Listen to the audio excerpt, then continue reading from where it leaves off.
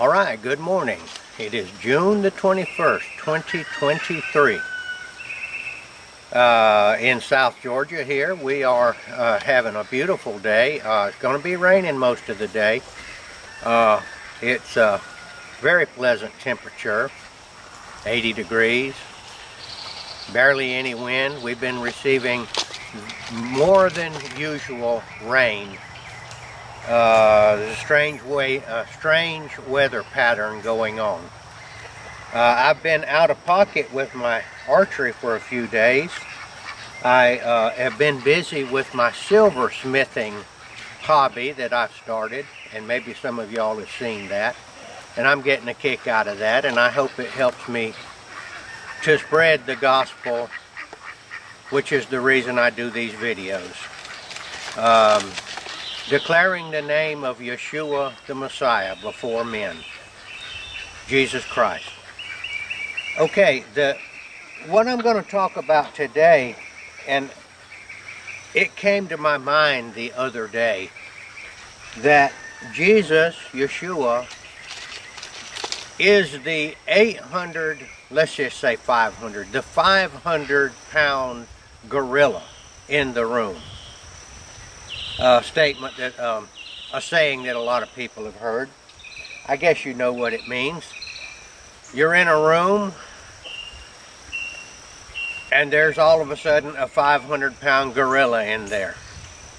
And there's no way to get away. There's only one door out of the room, and he's standing right there in the door, menacingly, this 500-pound gorilla. He's not doing anything to you, but you're afraid to try to get away. You don't know what to do, and he's right there in your face. It's a dilemma. Now, why do I say Jesus is the 500-pound gorilla in the room? To start with, that came to me 2 or 3 days ago in my mind, and I thought that, hey, that's got to be, I wonder if anybody else has ever said that or made that analogy. So we looked it up on the internet, and sure enough, I'm not the first person that has thought of Jesus in that way, as being the 500-pound gorilla in the room. And I'm going to tell you a few ways that Jesus is the 500-pound gorilla in the room. And then, as I've been thinking about it, there are hundreds of reasons that you could consider Jesus, Yeshua the Messiah, to be the 500-pound gorilla in the room. And I'll only get to a few of them today. But I believe you could make a career out of coming up with the different ways that Jesus is the 500-pound gorilla in the room. Now I'm going to shoot a few times. I hurt my back just a little bit the other day working on a fence, and I've been kind of hobbling around, but it's better. It's going to be completely well in a few days. I'm going to be shooting my Howard Hill Wesley Special longbow. Her name is Olive Oil, which is representative of the Holy Spirit. And I'm going to be shooting, instead of my normal gout method this morning, I'm going to go split finger instinctive. I like to change back and forth.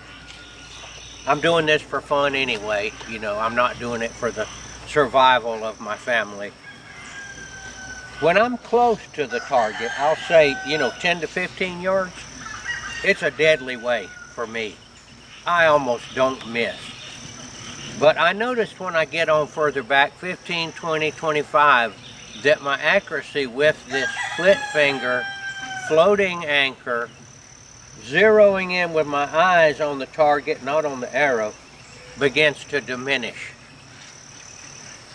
It might be because I don't practice with it that much. But at this distance, so I'm going to start shooting. I appreciate the people that have noticed my other new hobby, my silversmithing. I'm getting a kick out of it. And I will be, somebody asked about buying the crosses that I made. We are working on that right now. So we'll be getting to you about that if you've had any desire to do that. Okay, the 500-pound gorilla in the room. So we're going to look at the target, and I'm going to see if I can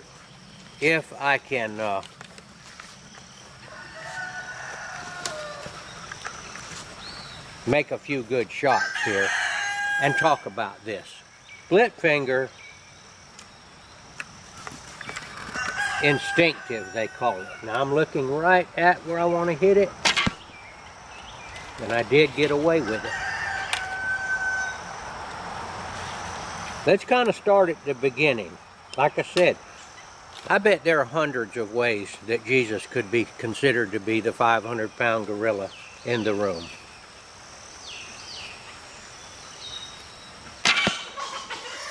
We'll start with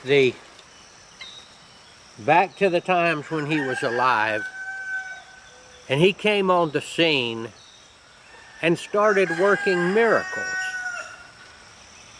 And he got the attention of the religious authorities very quickly.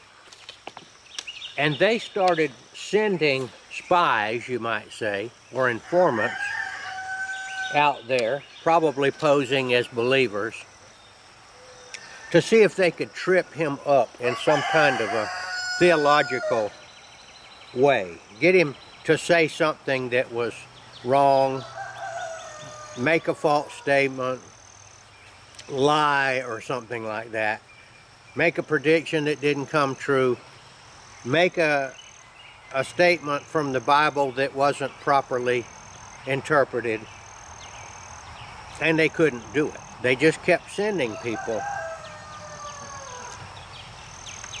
And the more they sent people, the more they became amazed that this man really did know the Bible. And they wanted to know, how does he know the Bible so well when he hasn't gone to school for that? He didn't go to the seminary like they did. They were trained from their youth up to know the scriptures.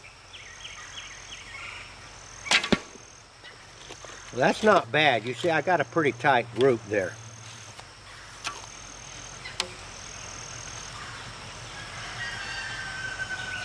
So they kept trying to get around.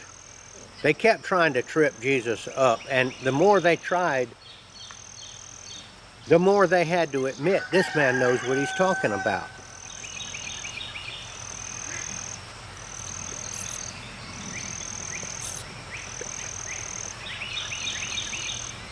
We'll shoot one more time.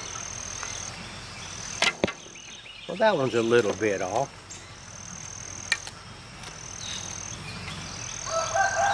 I'll get back to you in just a minute. I got a visitor coming by here, and I'll talk to you a little bit more about Jesus being the 500-pound gorilla in the room.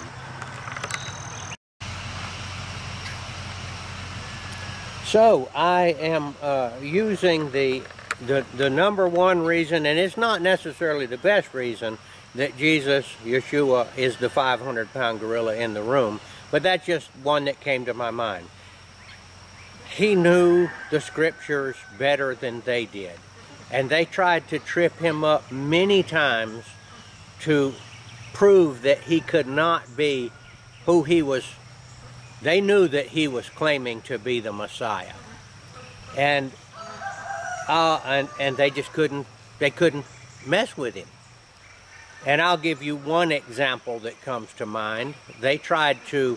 They were under the rule of the Romans at the time.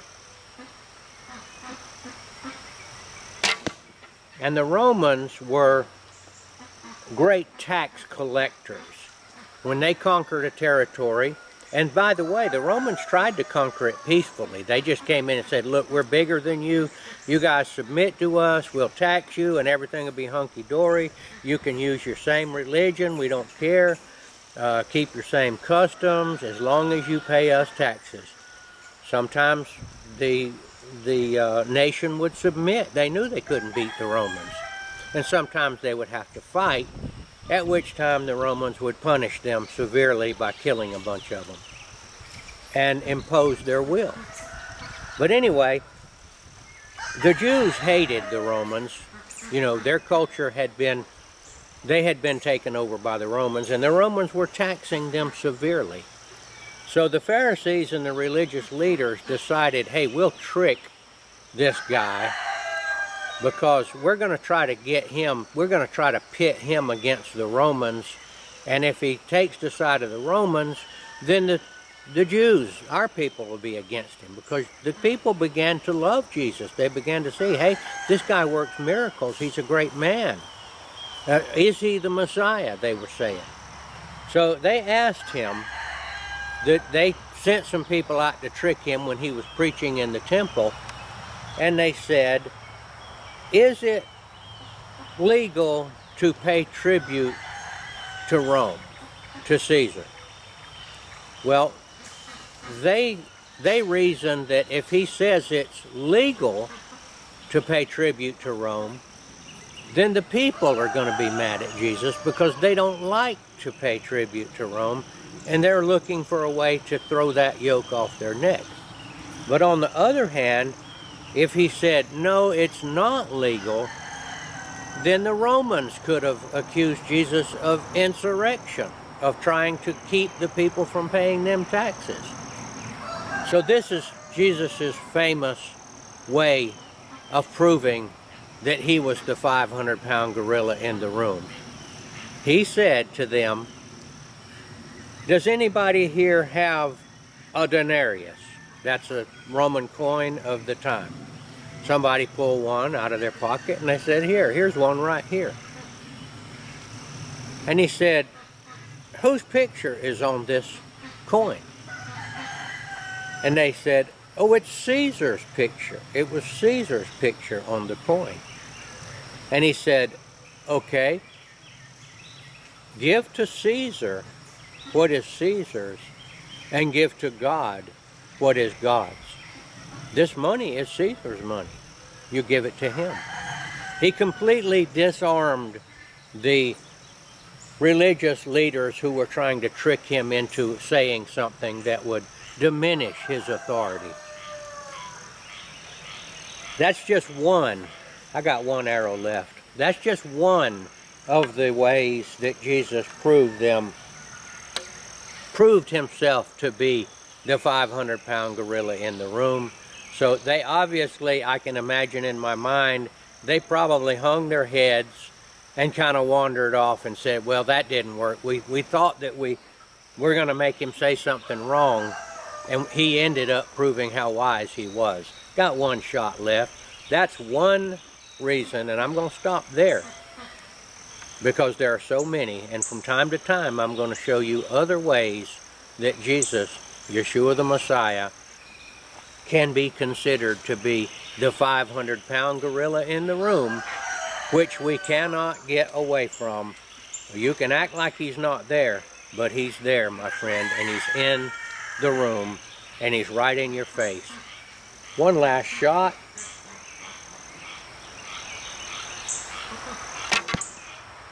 All right, this is Gardner Israel.